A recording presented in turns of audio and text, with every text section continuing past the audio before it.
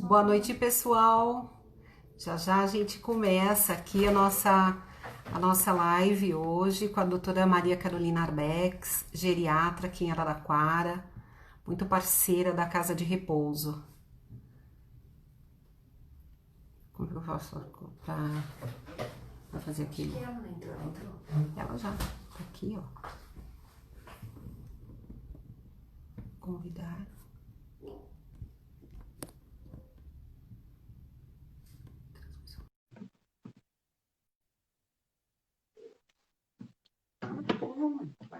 Boa noite, pessoal que está Olá, chegando. Olá, doutora, boa noite. bem, boa noite. Eu que agradeço o convite, né? Isso aí, obrigada por você estar participando. Vamos fazer um esclarecimento aí para o pessoal, né? Sim. Sobre o geriatra, né? A importância dele, falar sobre tudo que ele pode estar fazendo, né? Isso. Desmistificar um pouquinho, porque normalmente as pessoas fazem assim, eu, geriatra, não, nem sou velho, não é verdade? É verdade. Não deu tempo ainda, né? Espero ficar mais velho, depois eu volto. É, Isso, eu ainda não estou na idade do geriatra, né? Eu posso procurar outro, não é agora. é isso Então, a mesmo. gente pode estar desmistificando isso, né? E Com explicando certeza. toda a função e idade. Tá? Vamos aguardar uns minutinhos, né? Que o pessoal está entrando. E aí a gente vai Começa. falando um pouquinho mais, né?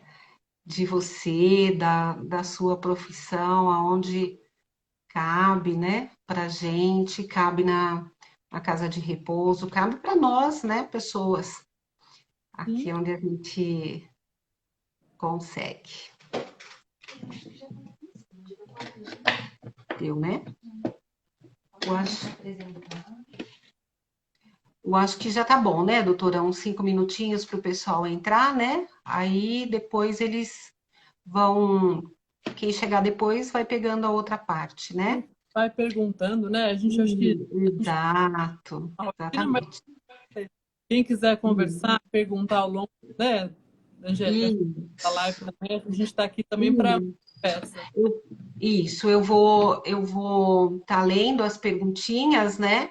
Se, se puder deixar mais para o final, vai ser melhor, que Uhum. aí você desenvolve bem melhor o assunto, né? Mas se tiver alguma outra aí no meio que dá para ser respondida, pode responder, tá? Você mesmo, eu acho que você está vendo as perguntas também, não Tô, tá? tô vendo também. Isso, você pode responder, entrar, responder para a pessoa de boa, tá? Então, primeiro, obrigada de você estar participando, de ter aceitado o nosso convite da Recanto, tá? Eu queria que você se apresentasse, falasse sobre você, sua profissão, e aí a gente fala da sua profissão, né? O que ela faz, onde entra, a partir de qual idade, sem tabus, tá bom? Tá Então, ótimo. sinta-se à Eu vontade. Obrigada. Eu queria primeiro então agradecer a Angélica, né, pelo convite. Para mim Obrigada. é uma honra estar aqui, né? Como a Angélica adiantou no comecinho, não sei se todo mundo ouviu. Eu tenho participado, né, e compartilhado algumas angústias dos idosos lá no Recanto, né? Então, eu acho que para mim é um prazer estar aqui hoje, né? Falando então do que eu faço. Para mim, eu sou muito grata pelo que eu faço, eu gosto muito. Então, para mim é muito gostoso dividir isso um pouquinho com vocês. Eu sou a Maria Carolina, então, Arbex. Eu não sou daqui de Araraquara, eu sou de São Paulo. Eu me formei lá, né? Eu fiz residência de clínica e geriatria na Escola Paulista, né? Formei médica lá também. Lá eu fiz meu mestrado. E depois eu fiz uma especialização em cuidados paliativos, que é uma outra área de atuação minha, né? Que eu tenho uma paixão enorme. Olha que Então, bacana. e aí eu tô aqui em Araraquara, né? Então hoje eu tô aqui desde 2017, então quando eu abri meu consultório. Hoje eu atendo em consultório aqui em Araraquara e atendo em alguns hospitais também, né? Então eu trabalho em Américo, no Hospital de Américo, trabalho no Hospital da Unimed e trabalho junto lá na Uniara, sou professora de medicina dos alunos da Uniara. Olha que Então, bacana. então acho que, né, acho que eu sou posso dizer que sou muito grata, muito feliz aqui em Araraquara, né? Apesar de não ser daqui, hoje eu estou muito feliz aqui, uma cidade que me abriu muitas oportunidades. Que bom. Eu só desconhecia de Américo. É, ainda estou lá também. Que ótimo. E aí então assim, né, a área da geriatria, na verdade, dá para a gente dizer que é uma área nova da medicina, né? É uma das especialidades novas, né, quando a gente compara com outras especialidades. É uma área que vem crescendo bastante, né? E aí, como você colocou, eu acho que o papel do geriatra hoje, então, tem muita gente que fala, o geriatra cuida cuida do adulto. Na verdade, não, né? Então, acho que já faz parte da formação. A gente faz 2 anos de clínica geral, né? E depois a gente faz mais 2 anos de geriatria. Por quê? Porque é diferente cuidar do paciente idoso do que cuidar de um adulto jovem, né? Ou de um jovem. A geriatria acho que tem um grande papel, na verdade, de cuidar do envelhecimento, lógico, né? Eu acho que isso é uma das grandes coisas do geriatra, de promover o envelhecimento saudável, por isso que talvez começar a procurar o geriatra muito antes dos 60 anos, né? E, Verdade. e ajudar aquela pessoa, o indivíduo, assim, a envelhecer melhor. Então, uma vez que já estejam instaladas algumas comorbidades, e comorbidade, quando a gente fala, são algumas doenças, né? Então, pressão alta, diabetes, aí eu estou falando algumas mais comuns, né, com envelhecimento, é poder auxiliar no manejo dessas doenças, né, dessas patologias, para que isso permita ainda o envelhecimento saudável. Então, acho que o papel do geriatra também é nesse sentido. Isso, doutora, queria fazer uma perguntinha a respeito da. Eu acho que todo mundo associa a pressão alta ao cardiologista, né? Uhum. Tenho pressão alta, devo correr ao cardiologista. A pressão alta sempre é ligada a isso ou ela é parte do envelhecimento? Então, assim, acho que legal. Até hoje, curiosamente, eu fiz um post sobre isso lá na minha página. Existe uma diferença mesmo, tá? Então, existe dois conceitos que eu acho que é importante falar um pouquinho, bem rapidamente, que é Sim, senescência e senilidade. O que quer dizer isso? é, Senescência tem relação com o envelhecimento normal. Todo mundo vai passar por isso, né? Então, todo mundo vai ter uma alteração da pele, da viscosidade da pele, todo mundo vai ter o embranquecimento dos cabelos, né? Todo mundo vai ter uma redução da altura. Isso faz parte do envelhecimento, isso vai acontecer com todo mundo ao longo desse certo. processo. É lógico que alguns mais cedo, outros mais tarde, né? Eu acho que depende muito aí de vários fatores ambientais, nesse sentido, da genética um pouco também. Isso é senescência, então vai acontecer normalmente com todo mundo. A senilidade, não. São coisas já fisiopatológicas, ou seja, são doenças que são bastante comuns com o envelhecimento, como a pressão alta que você citou, Angélica, mas isso não é normal. Não todo mundo que vai envelhecer vai ter pressão alta, né? Sim, Assim, então tem essa diferença, né? Então, o envelhecimento, ele traz sim também muito quadro da senilidade. Então, são alterações que não ocorrerão com todo mundo, mas que são bastante comuns. E aí entra praticamente todas as doenças crônicas que a gente tem, né? Então, diabetes, pressão alta, hipotireoidismo, que é alterações de tireoide, né? sim, Outras alterações renais, cardíacas. Então, faz parte, sim, né, do geriatra também acompanhar isso, né? sim. Pela, como eu falei, né? Porque por ser muito comum com o envelhecimento. Então, como você disse, às vezes a gente lança a mão de muitos especialistas, muitas vezes a gente precisa, né, dessa opinião do especialista e o geriatra também caminha para o especialista, mas Isso. consegue dar conta de muita coisa, ou pelo menos desse manejo inicial. Então, outra coisa que eu acho que é um papel do geriatra, que acaba sendo, e eu vejo muito no meu dia a dia, é um grande gerenciador da vida daquele idoso. Por quê? Muitas vezes o idoso, né, a gente falou da senilidade, tem pressão alta, tem diabetes, tem uma alteração renal, tem uma doença pulmonar. Então ele passa, às vezes, com vários especialistas, né? Passa com o nefro, passa com o endócrino, passa com o gastro, passa com o cardiologista. E o que acontece? Essas especialidades, elas vão realmente cuidar da parte delas, né? Do que convém ao coração, ao rim, né, a tireoide. E muitas vezes, já aconteceu do paciente, às vezes, tá tomando a mesma medicação com nomes diferentes. O cardiologista prescreveu uma, o nefro prescreveu outra, e às vezes a gente tem que fazer um gerenciamento. Muitos pacientes vêm para mim com dúvidas assim, doutora, será que eu posso tomar todos os remédios juntos? Será que é melhor eu dividir o horário? Né? Assim, às vezes o paciente toma uma medicação para próstata e para pressão, que os dois juntos, tomados no mesmo horário, pode dar maior risco de tontura, maior risco de queda, né? Então, às vezes, o geriatra tem um papel de gerenciar, orientar esse paciente. Não, peraí, vamos ver toda a relação dos remédios que você toma. Acho que essa medicação a gente pode deixar para de manhã, essa medicação vai à noite, né? Ou então fazer uma interface.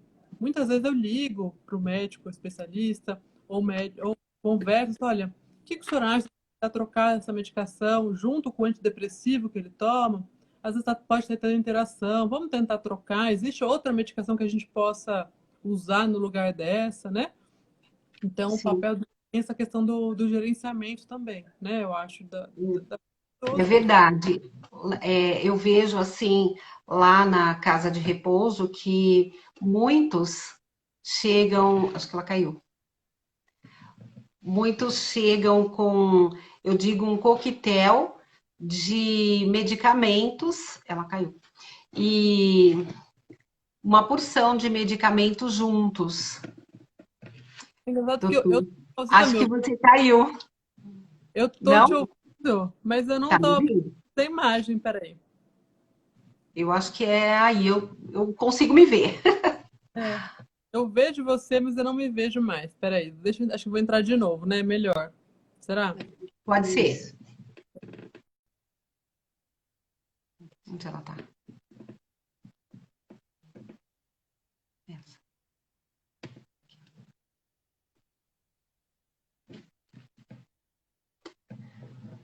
Isso, ao vivo é assim mesmo. A gente cai e volta, né? Ao vivo é dessa forma. É. A gente cai e retorna. Mas voltando, doutora, lá na casa de repouso, eu falo para as pessoas, para os familiares, né, que o idoso, ele, quando eu indico um geriatra, o idoso toma um coquetel de medicamentos, porque trata realmente, como você disse, com um especialista, o outro especialista, e soma uma porção de medicamentos, né? Então eu digo que tem um coquetel. Aí eu sempre falo, né? Será que não seria interessante você passar por um geriatra e ele tá adequando essa medicação e horários para a gente estar melhorando? Porque tem uma sobrecarga. Ah, mas toma omeprazol. Ah, mas o meu omeprazol não faz milagres, não é verdade? É. Acho que a doutora Amanda tá aí, que é uma outra gastro, minha amiga. Ela vai dizer que o produto não vai funcionar, né, Amanda? É, realmente, assim, então existe isso mesmo, né? A gente costuma dizer que um paciente que toma mais que a partir de 8 remédios, com certeza tem alguma interação. Algum deles está interagindo com o outro. Muitas vezes é necessário, né? A gente não vai conseguir evitar, e ele vai precisar tomar aqueles 8 remédios, 9 remédios, enfim. Mas muitas vezes não. Muitas vezes a gente consegue, às vezes, reduzir dose, né? Sim, Consegue ajustar de outra forma, às vezes com medidas não farmacológicas, né? Então, tentar sempre que possível reduzir a medicação. Porque invariavelmente, uma hora, alguma medicação vai ter interação com a outra e a gente às vezes vai ter que dar um outro remédio para corrigir essa interação, né? Então, às vezes é um problema mesmo, sim. certo. Eu acho que a sua imagem está travada para mim. Eu acho que você caiu ou vai cair. Mas se você estiver me ouvindo, eu queria que você falasse para mim quando a gente deve procurar o geriatra, em que momento, né, deve procurar a geriatria, um profissional, esse especialista, o geriatra, em que momento você acha que é legal entrar? Porque, como a gente começou falando, todo mundo acha que é quando tiver com 90 anos, aí eu sou velho o suficiente, né, para ter o cuidado com o geriatra, né? Ele, uma vez que ele, como você disse, é um gerenciador, né? Ele é um gerenciador do todo. Eu queria que você falasse um pouquinho sobre isso, se você pode.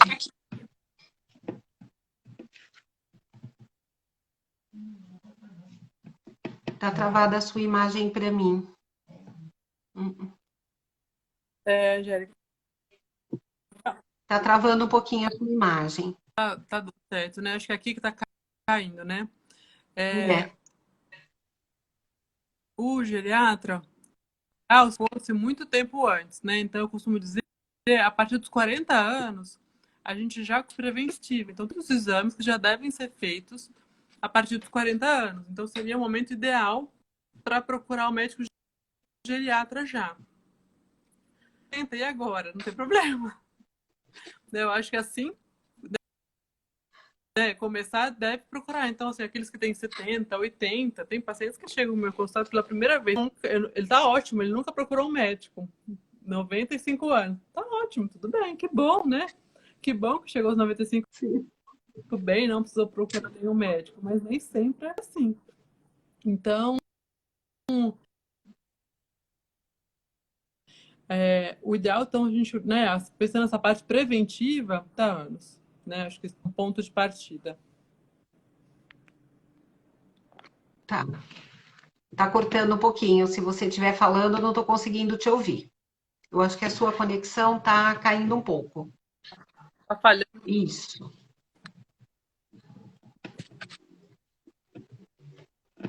Pessoal, assim mesmo. Ao vivo, a gente tem os problemas da internet também. Isso. Agora você voltou. Mas acho que deu para ouvir?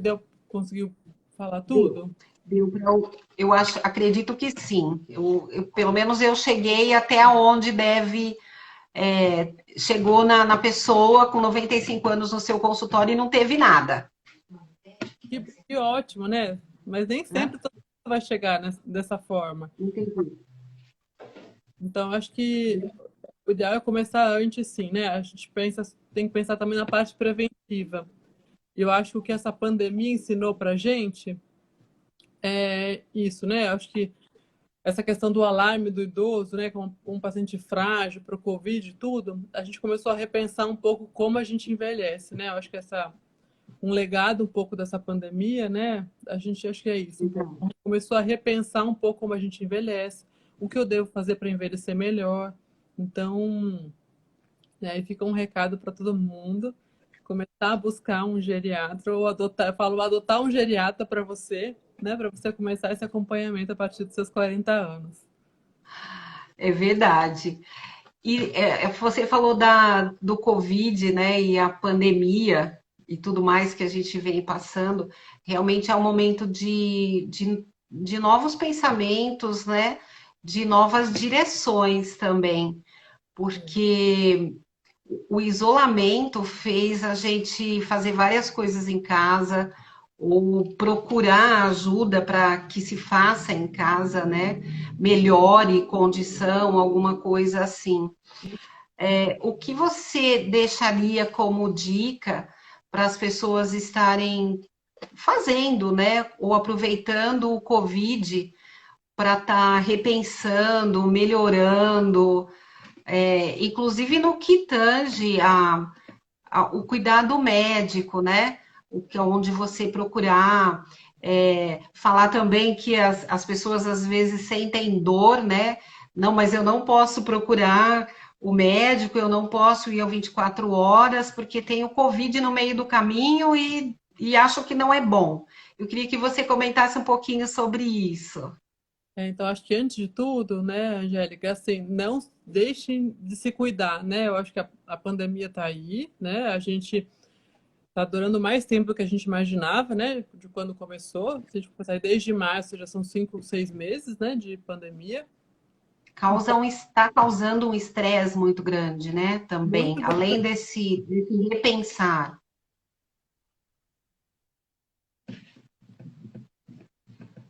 Então, assim, Cortou sua realmente, a gente fala, doutora. não tem uma previsão de quando isso Cortou vai sua fala. terminar, né? Então, a gente não tem ainda a previsão de quando isso vai terminar, né? Então, acho que, Isso. assim, acho que o grande recado é a gente não dá para a gente esperar tudo voltar ao normal, para a gente correr atrás da nossa saúde, né? Do nosso bem-estar.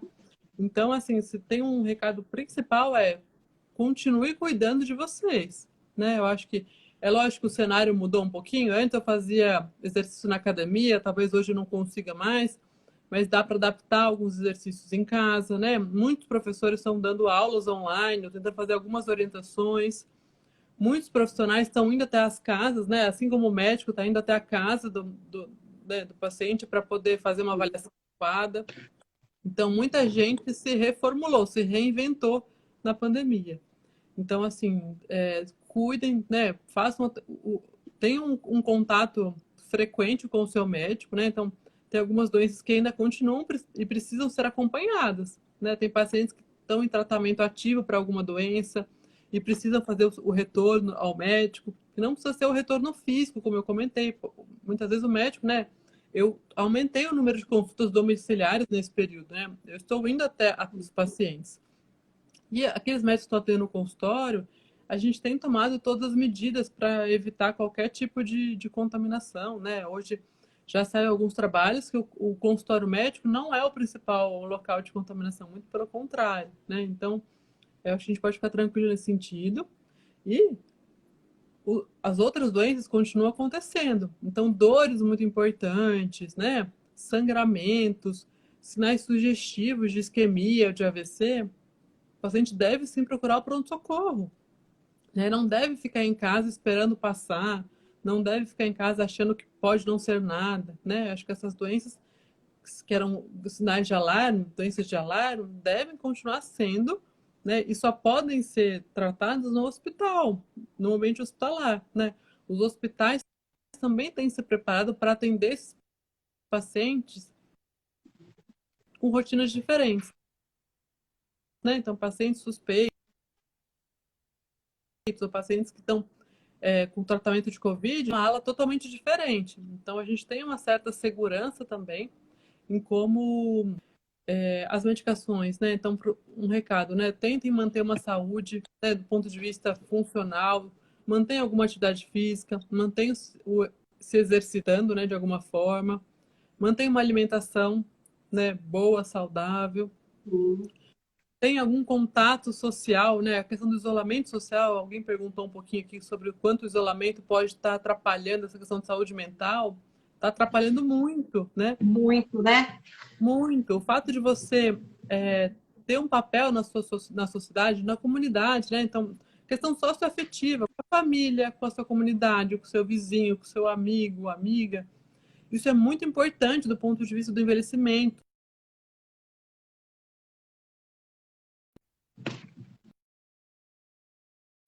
Né? Lógico, com alguma diferença. E aí, assim, né?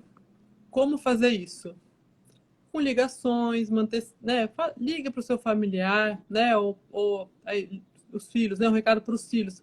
Liguem para os Vizinho, pais, né? liguem para os avós. Mantenham contato, né? Assim, com seus familiares, né? E aí, principalmente com os idosos.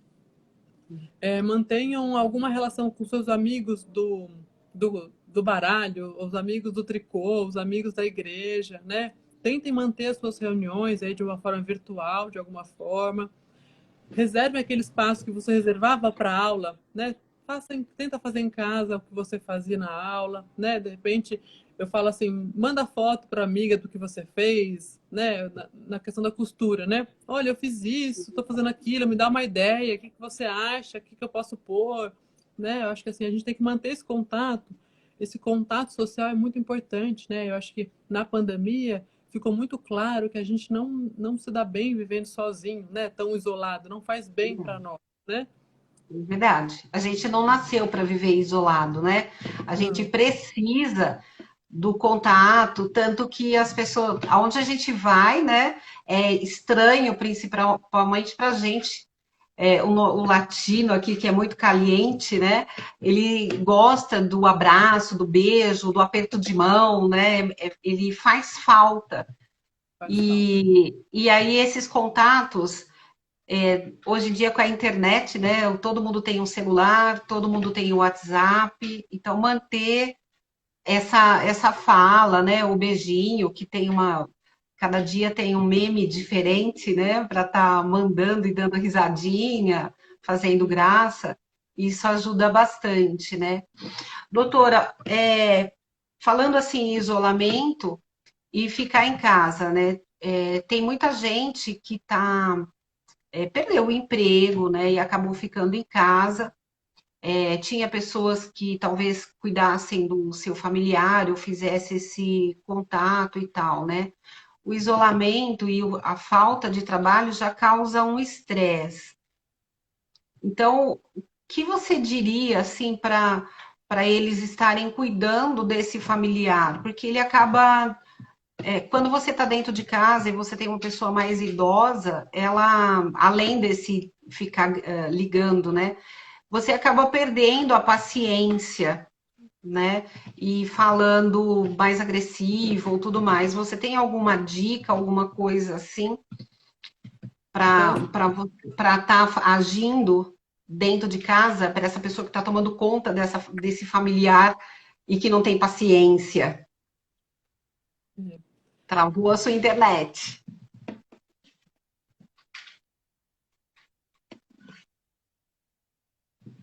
Travou a sua internet para mim, doutora. Eu acho que tá. Isso, agora tá você voltando. voltou. Se você puder repetir. Caiu de novo. Caiu de novo. Você está me ouvindo? Vamos ver se vai voltar. Eu tô te ouvindo. Você está me ouvindo? Vocês Eu estão não estou te me ouvindo? vendo, mas eu te Eu tô. ouço. Ah, daqui a pouco, né?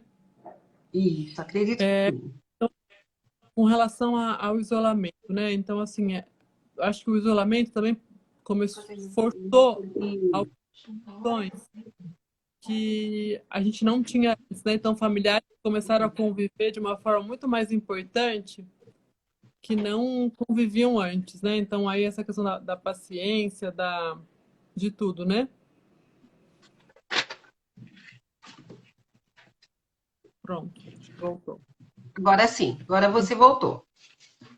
Então, com relação a essa, né? Com relação ao convívio difícil, porque o isolamento começou a ter algumas situações que você começou a conviver de uma forma mais intensa com familiar, né, ou casais até, de uma forma que a gente não estava habituado. Isso gera um estresse, por quê? Porque muitos idosos precisaram sair das suas casas, né? Então deixaram suas casas e foram morar com o filho na época da pandemia, para não ter às vezes cuidador, né, para entra e sai de cuidador. Então muitos se deslocaram das suas casas. Isso já gera um estresse enorme, né, para o paciente idoso.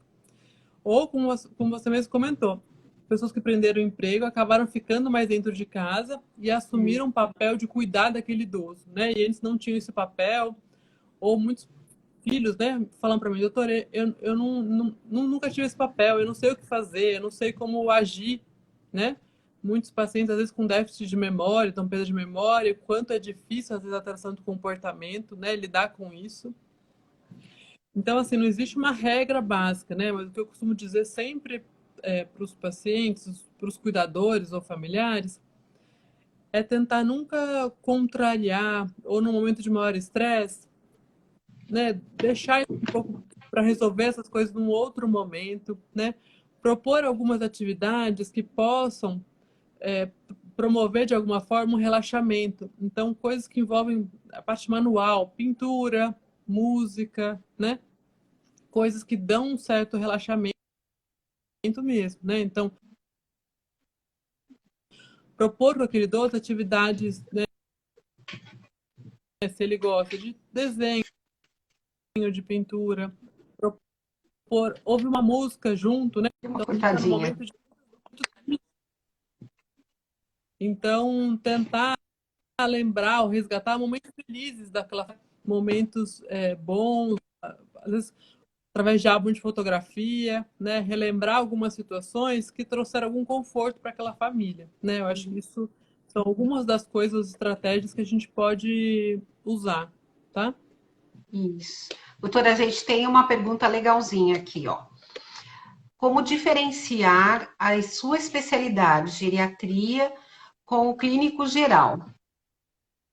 Então vamos lá, essa é uma coisa bastante comum, né? É, Comentei um pouquinho no começo sobre isso, né? isso. Você falou. Do papel do geriatra para o clínico geral. Quando a gente pensa no paciente idoso, né, o paciente idoso tem uma série de alterações mesmo, tá? Com relação a como responde às doenças, com relação a como responde às medicações. Então, a gente tem uma série de cuidados que a gente tem com o paciente idoso que a gente,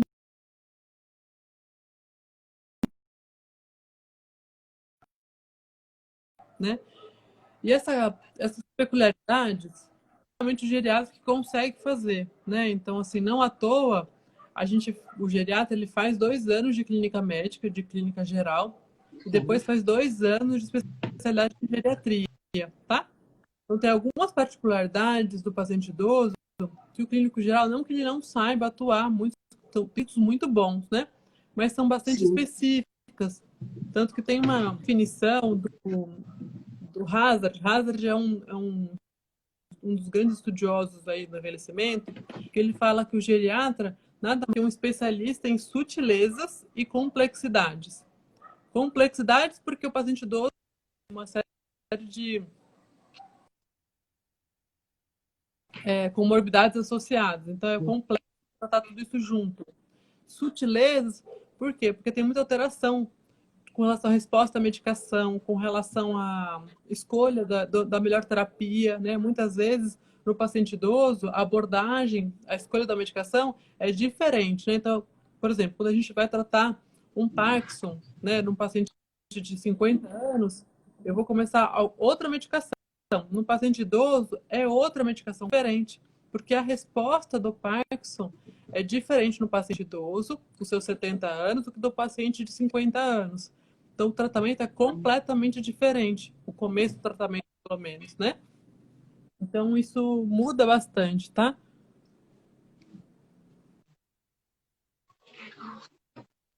deu uma cortadinha no final. Acho que é diva, né? Não sei se eu consegui responder sua pergunta de uma forma clara, mas tem algumas diferenças sim, tá? Então, que vão desde a Sim. abordagem do tratamento, da escolha da medicação mais adequada, né, para o corpo do paciente idoso, mas também na abordagem de algumas doenças, né? A forma como a gente vai abordar algumas doenças, ou iniciar o tratamento, também muda, tá? Eu acho que o geriatra faz uma diferença muito grande principalmente para os pacientes acima dos seus 75 anos, tá? Acima dos 75 anos, 80 anos, a gente tem grandes diferenças na resposta do organismo, né? Seja do ponto de vista imunológico, seja do ponto de vista, né, de uma pressão alta, enfim. Então, uma série de coisas que acontecem que faz o trabalho do geriatra ser diferenciado nesse paciente, né? A gente tem um olhar para outras coisas que a gente não tem quando o paciente é jovem. Não é que não tem, não precisa ter, né? Acho que é isso. Uma curiosidade, a geriatria, ela tem algo parecido com o paliativo ou não? Como você mesma disse no começo, que você tem também a especialidade no paliativo. Ele tem muito a ver com a geriatria, uma complementação ou andam juntos? Eu acho que o geriatra na graduação, né, quando a gente vai fazendo nossa especialização, a gente já tem uma interface muito grande com cuidados paliativos, né? Acho que faz parte, né? E aí, só para falar um pouquinho de cuidados paliativos, para quem não conhece, né, paliativos, por quê, né? Porque a gente tem um tabu muito grande, né? Hoje a gente vai falar de tabus. Cuidado paliativo ainda tem um tabu muito grande na nossa sociedade, É. porque a tradução é muito ruim para o português, né? Então, o paliativo vem de palio.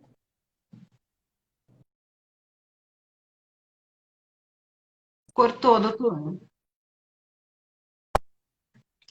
Repete um pouquinho. E quando a gente traduz para o português,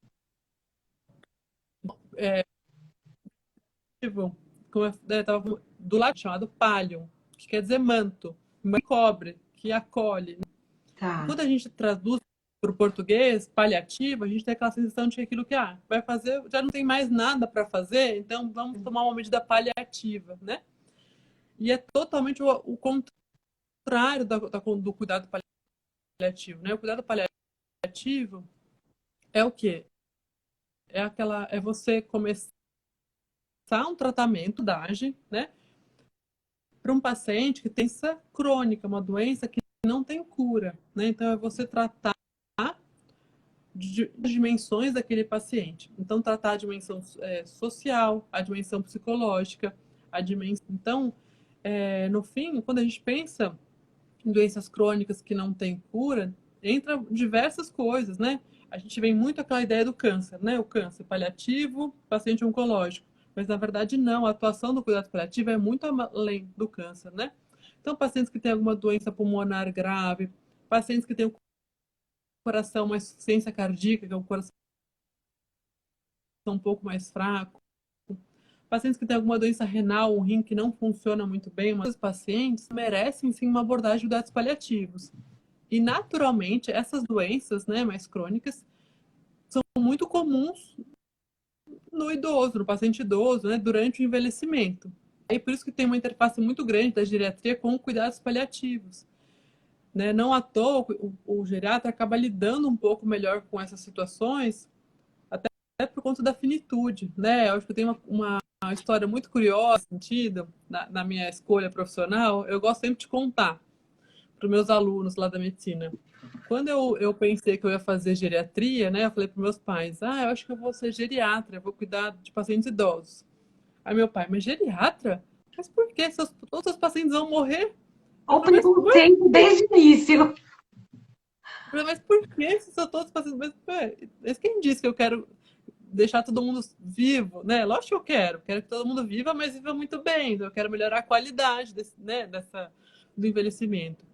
Então, acho que essa interface com a morte ou com a finitude na geriatria, ela é muito presente, né? Faz parte do atendimento do geriatra também trazer alguns elementos com relação a isso, né? Se preparar para algum momento de finitude ou quando a gente dá um diagnóstico, né? Uma notícia muito ruim de alguma doença que está próxima do final, muitas vezes, né? Ou em estágio terminal, em que essa abordagem do cuidados paliativos ela é muito mais presente, né? Em termos de aliviar sintomas, de dar conforto, de promover a qualidade daquele tempo que o paciente tem, né? Então, eu acho que tem uma interface muito grande, né? Não é todo geriatra que também tem essa ação paliativa, mas eu acho que faz muito parte da realidade do geriatra já ter uma ação pensando no cuidados paliativos. Certo, bem legal isso. Uma outra coisa que é uma outra perguntinha minha. Quando a pessoa tem assim muita, não quer ir, tem muita restrição para ir ao geriatra, né? Ou não quer ir, alguma coisa assim. Resistência, né? Como é que a gente faz aí para estar convencendo essa pessoa aí a procurar um geriatra, a falar que realmente ele vai cuidar do todo, administrar direitinho, todo todas as dores, né? Porque a gente associa, né? O idoso tem muita dor. Então, assim, assim, isso é um outro tabu, né? Assim, tem pessoas que Quebrar acham o tabu. que se você pisar no consultório do geriatra, você vai envelhecer 10 anos, né? Na verdade, não. Então, não tô velho ainda, não vou no geriatra, não posso falar que eu tô indo no geriatra, né? É quase que você assinar que você envelheceu, né? É. Mas, na verdade, Você não não. serve para mais nada, Então, né? assim, eu acho nada. Eu acho é uma questão de um pouco de educação, né? De desmistificar um pouco isso, né? Que o geriatra não é um médico que vai tratar só de idoso, de velho, né? Muito pelo contrário. Tem essa questão da prevenção, então acho que esse papel preventivo está ganhando muito mais atenção, né? Então eu estou recebendo até no consultório pessoas mais jovens, doutora, eu vim aqui porque eu quero ele ser melhor, né? Ou que traz a mãe, traz o pai e acaba, quando que eu posso vir, né? Eu já está na hora, então acho que é conhecendo um pouco a especialidade, acho que é um jeito da gente diminuir esse preconceito, assim, é conhecendo melhor o papel daquela especialidade, né? O que ele pode fazer, o que ele vai, né, trazer de benefício, né? O que ele vai complementar ou contribuir. Então, o conhecimento acho que é fundamental nesse sentido. E a outra coisa é mostrar para o paciente, na verdade, né, a gente está numa medicina que deixou de ser paternalista, né? O médico só que sabia o que era bom para o paciente, era só o médico que sabia o que tinha que ser feito. A gente hoje em dia tem é uma decisão muito mais acho que quando a gente tem sensação de que a gente vai participar, a gente vai estar como paciente, né? Eu vou no meu médico, o que seria melhor, tirar as minhas dúvidas, esse médico acaba sendo muito mais acolhedor, né? Seja ele geriatra, seja ele cardiologista. Então, acho que tem uma questão um pouco também da atuação do médico. É uma decisão partilhada, né? Eu acho que isso também desmistifica acho que assim, o que os pacientes pensam do geriatra, né? Que talvez vá tomar É verdade. dele Tá para cortando. frente. Então, acho que a gente É bem um acho que agora tabu, né? foi. Então, acho que é muito mais Agora sim, isso. não é de conversar, né? Eu recebo também muita gente que fala assim, doutora, ou o paciente chega, né? Acho que para o homem é mais difícil, né? Para a mulher que está sempre acostumada a ir ao médico, então tem o ginecologista que acompanha, né? Eu acho que essa transição para o geriatra é um pouco mais fácil. Eu vejo que nos homens é mais difícil. Então, às vezes, eu chego com o paciente masculino, né? O homem, e ele, não sei o que eu estou fazendo aqui, minha esposa que marcou, não sei o que eu vim É, fazer aqui. Então tem um pouco de resistência mesmo, né? Eu acho que é questão de conversar. Nesse momento, eu tento ir um pouco pelo paciente. Falar, mas tem alguma coisa que incomoda o senhor? Tem alguma coisa que eu posso ajudar o senhor?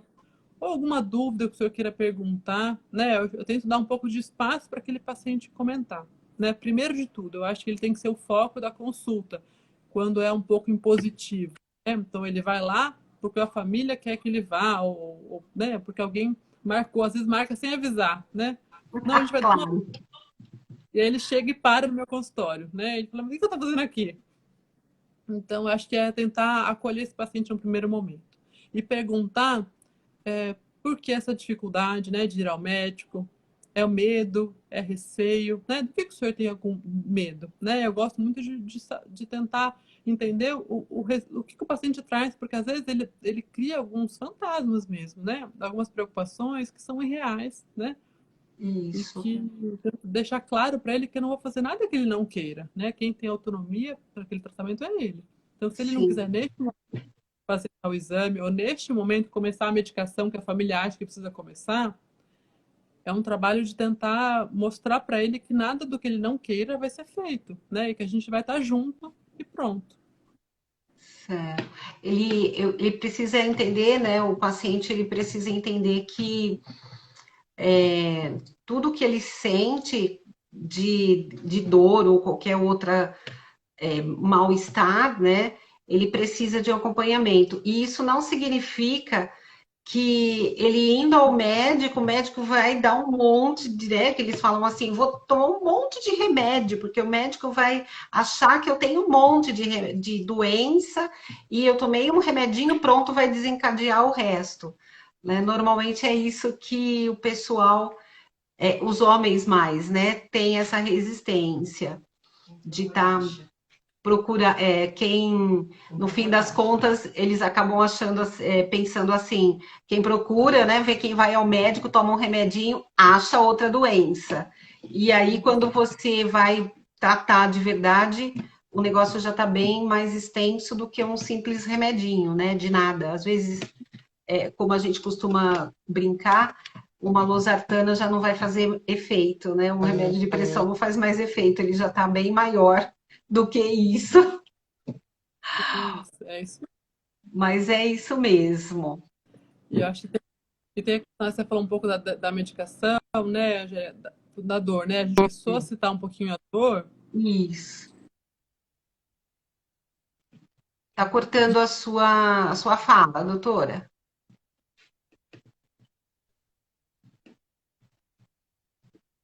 Cortou sua fala. Eu não estou te ouvindo. Agora sim. Está sem voz. Está sem som.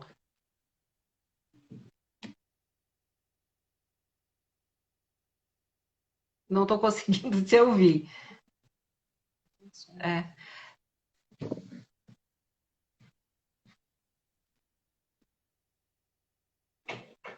Você consegue me ouvir? Eu não estou te ouvindo, você está sem som, sem a voz.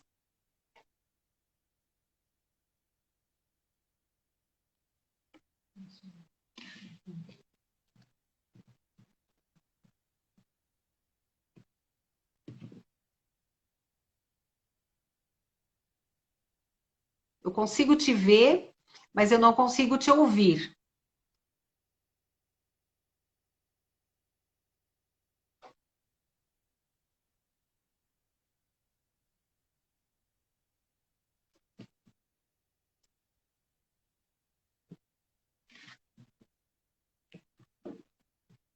É o ao vivo.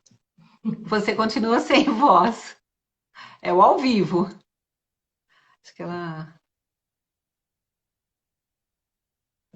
E se ela sair e entrar de novo? Fala pra ela sair e entrar de novo.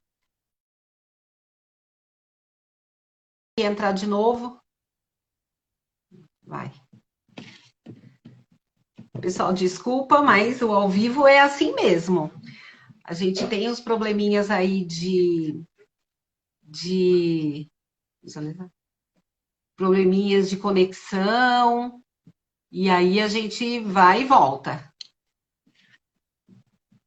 Não, tá guardando. Pronto. Acho que agora. Agora sim. Isso. Pois é, a tecnologia nos atrapalha, ajuda em muita coisa, mas nos atrapalha em outras, né? Atrapalha bastante, né? Eu falei, o ao vivo é isso aí, a gente cai e volta. Você estava falando sobre a medicação e dor, né?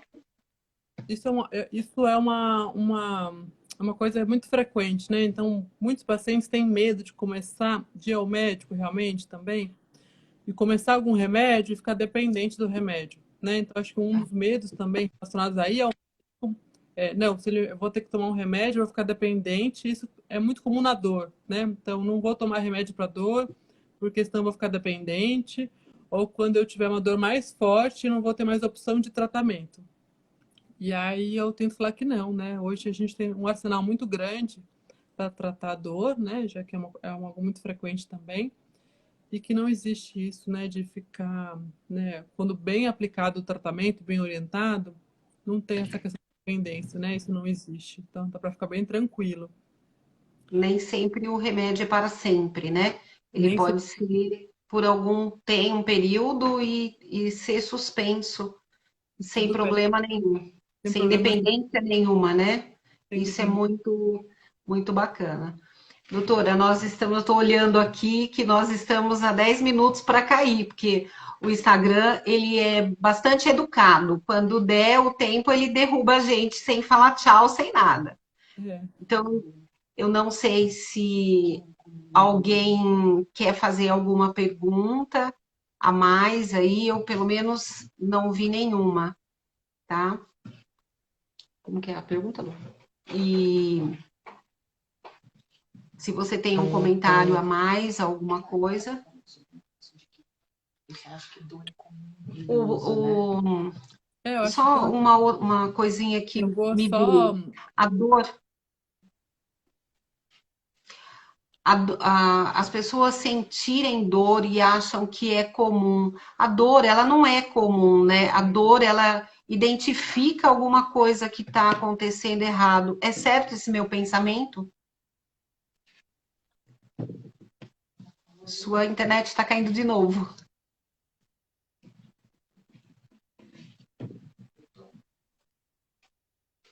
Né, Não, eu acho que isso. isso.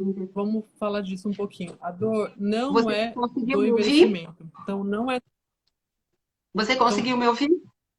conseguir. Então, assim, Tá. a dor não é parte do envelhecimento normal, né? Não é. Tem muita gente que fala assim, doutora, mas também ela quer chegar aos 90 anos sem sentir dor. Ué, por que não, né? De dor. É que a Sim. dor é um alarme muito comum de muita doença que está relacionada ao envelhecimento, né? Que está associada com o envelhecimento. Então, acaba sendo algo muito comum de conduzir. Está falhando, né? Tá. A sua imagem está travada, mas eu estou te ouvindo.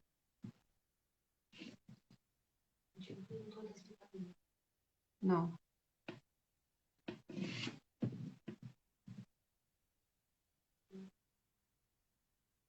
Tá travada, doutora, a sua imagem para mim. Não sei se você está me ouvindo. Então, a dor...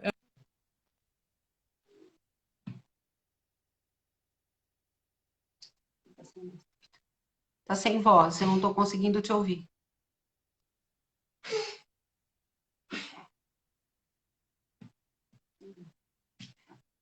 Tá sem voz, doutora. Eu tô te vendo e eu não tô conseguindo te ouvir. Eu acho que as pessoas também não estão conseguindo. Estranho. Tá sem som. Você tá sem som.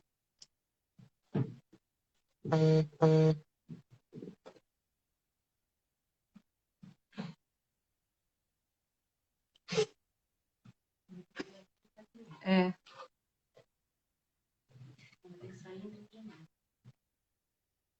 Você consegue me ouvir? Não. Será que tá acontecendo com essa internet? Que tá difícil.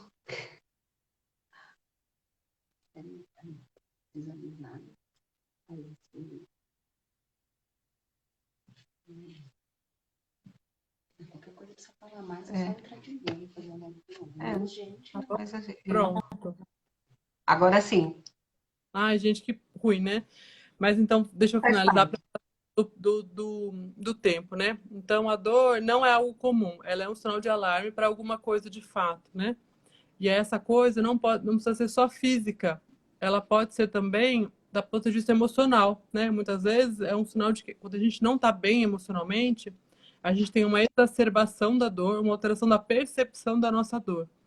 Então, a dor é um sinal que sempre precisa ser tratado e sempre ser acolhido, né? Eu costumo dizer que a dor é o que o paciente sente. A dor não é minha, não sou eu que sinto, não é você, é o paciente. Então, a gente tem que sempre acreditar na dor que o paciente relata, né? Para a gente Sim, poder acolher e fazer o tratamento adequado. muito bem. Muito bacana. Muito bom o seu esclarecimento. Muito legal. Doutora, tem uma perguntinha antes da gente finalizar. Eu sei que a gente está aqui com 5 minutinhos, né? Mas tem uma pergunta aqui sobre vitaminas. Se faz parte do seu protocolo usar vitaminas ou não? Então, vitamina, né? A gente, no geral, né? Eu vou dizer assim, a gente consegue repor grande parte de macro e micronutrientes com alimentação adequada, né? E a gente deve sempre priorizar isso do que repor com suplemento, alguma coisa. Então, isso para grande parte dos macro e micronutrientes.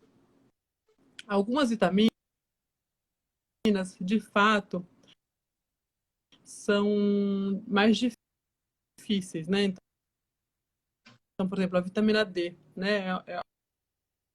É uma vitamina que às vezes é mais difícil de só com alimentação ou tomando sol a gente conseguir chegar num nível adequado. Então, muitas vezes é necessário sim suplementar. Mas a gente tem que tomar um pouco de cuidado com a automedicação, né? Não tem problema. Então, a gente tem que tomar um pouco de cuidado com isso. Algumas doses elevadas podem sim alterar o metabolismo ou algumas coisas e prejudicar o paciente, né? Então, acho que tem que tomar um pouco de cuidado, né? Com reposição de vitaminas. Existe, sim, indicações claras, e isso é muito individual, padrão para todo mundo, né? Que todo mundo deva tomar isso ou aquilo. Na verdade, não. Essa reposição deve ser bastante individualizada, por conta de dose, por conta de efeito colateral, né? Eu acho que esse é E o ela é recado baseada em exames também, né? baseado em exame. Isso. Exame, que aí você mede a dosagem e a necessidade. A Exato. gente Até para tem orientar. isso. A gente tem mais uma perguntinha aqui sobre dor. A dor ela pode ser originada do psicológico. Como que a gente pode identificar? Então, pode sim. Né? Eu acho que isso é um trabalho difícil, né? Tratar dor é sempre um desafio. desafio, porque ela é multifatorial, né? As diversas de fazer um tratamento adequado da dor do paciente, né? Então, acho que primeiro identificar se pode ter algum fundo biológico. Biológico é relacionado a alguma doença, tá? Porque se a gente não resolver aquela doença, a gente talvez não consiga tirar totalmente a dor. E aí é preciso adequar a expectativa do paciente. Então, vou tentar dar um exemplo. Um paciente com câncer, por exemplo, né? Acho que fica mais fácil da gente conseguir entender. Se você tem, às vezes, um câncer no pulmão, né? E aquela lesão, aquele tumor está crescendo, ele vai provocar bastante dor por conta do crescimento. Se por algum motivo o paciente não tem indicação de cirurgia, aquela massa vai ficar ali, aquela dor vai continuar, ela vai persistir, né?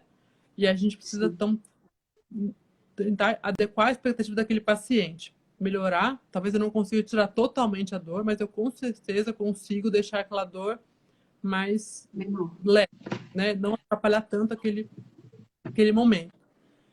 Esse mesmo paciente que tem um câncer, muitas vezes ele traz junto muitas preocupações, né? De que ele vai falecer, de que o tratamento dele vai ser muito ruim, muitos medos e angústias. O medo e a angústia também, muitas vezes, exacerbam a dor, tá?